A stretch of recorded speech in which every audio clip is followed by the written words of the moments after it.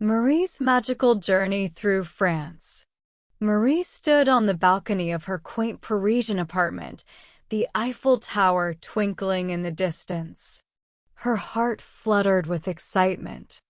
Today marked the beginning of her month-long adventure across France. A year of meticulous planning had led to this moment. With a map in one hand and a camera in the other, she was ready to explore the country she had always dreamed of. Chapter 1. Paris, the City of Lights. Marie's journey began in Paris, the city of romance and culture. She spent her first morning strolling along the Seine, where the early sunlight danced on the water's surface. The Notre Dame Cathedral stood proudly, and she marveled at its Gothic architecture. As she wandered through the Latin Quarter, she stumbled upon a charming little bookshop, Shakespeare and Company, where she lost herself in a world of literature for hours. In the afternoon, she visited the Louvre, her eyes widening in awe at the sight of the Mona Lisa. The museum's vast corridors seemed endless, each turn revealing more masterpieces. By evening, she found herself at a cozy cafe in Montmartre, savoring a croissant and coffee while watching the artists at Place du Tertre. The next day, Marie took a guided tour of the historic Marais district. She admired the blend of old-world charm and modern boutiques, stopping at the Musée Carnavalet to delve into the history of Paris. A leisurely walk through the Jardin des Tuileries led her to the Musée de l'Orangerie, where she was mesmerized by Monet's water lilies. One evening, she attended a classical music concert at the Sainte-Chapelle. The stained glass windows illuminated by the setting sun created an ethereal backdrop, enhancing the hauntingly beautiful melodies.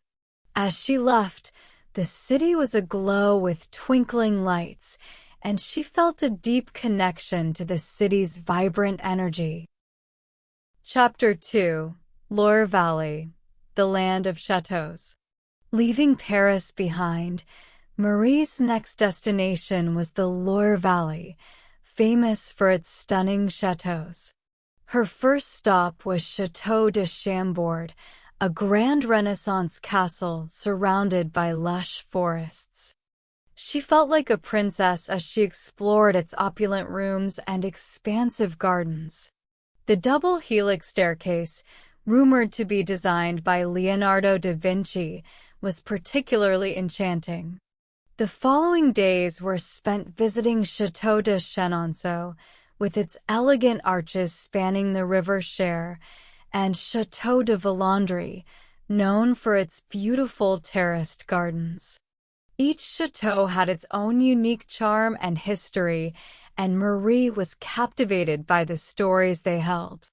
At Château de Cheverny, she discovered the inspiration for Hergé's Marlinspike Hall in the Tintin comics. Marie also took a leisurely bike ride through the Loire Valley, passing vineyards and charming villages.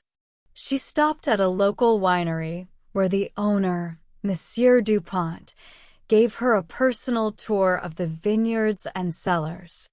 She learned about the different grape varieties and the winemaking process, and enjoyed a delightful wine tasting paired with local cheeses and charcuterie. Chapter 3. Bordeaux, the heart of wine country. Next, Marie headed to Bordeaux, the heart of French wine country. She embarked on a wine-tasting tour, visiting vineyards and cellars, learning about the intricate process of winemaking.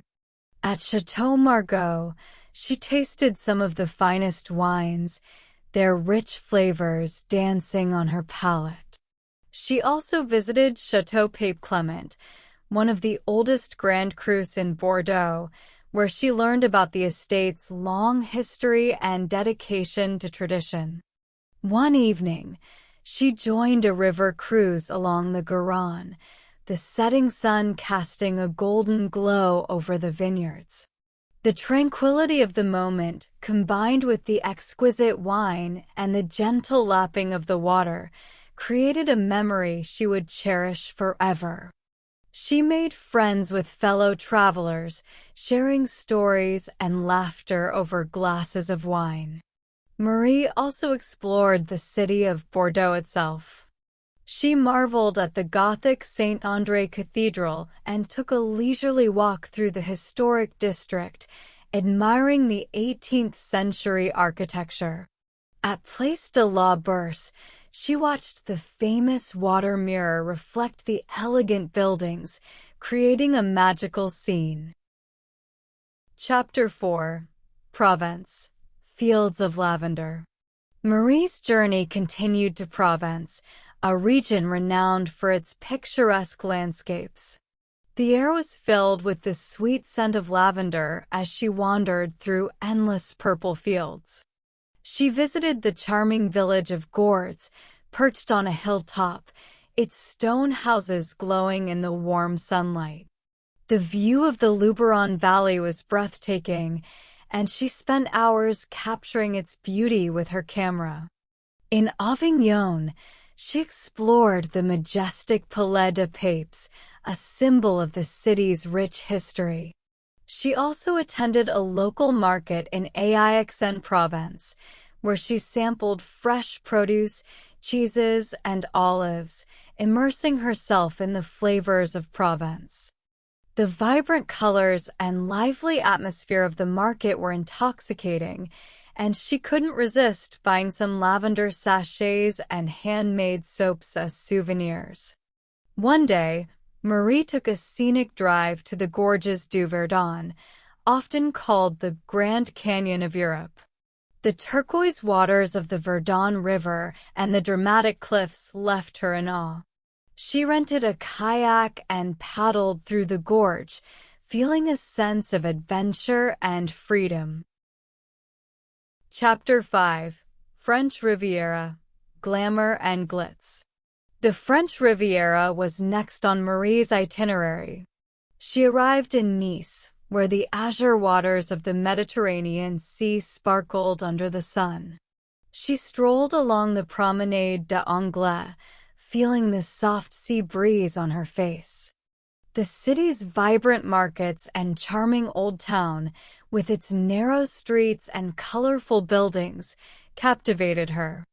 In Monaco, she visited the opulent Casino de Monte Carlo, its grandeur reminiscent of a bygone era. She also took a day trip to Cannes, walking along the famous Croisette and imagining the glamour of the film festival.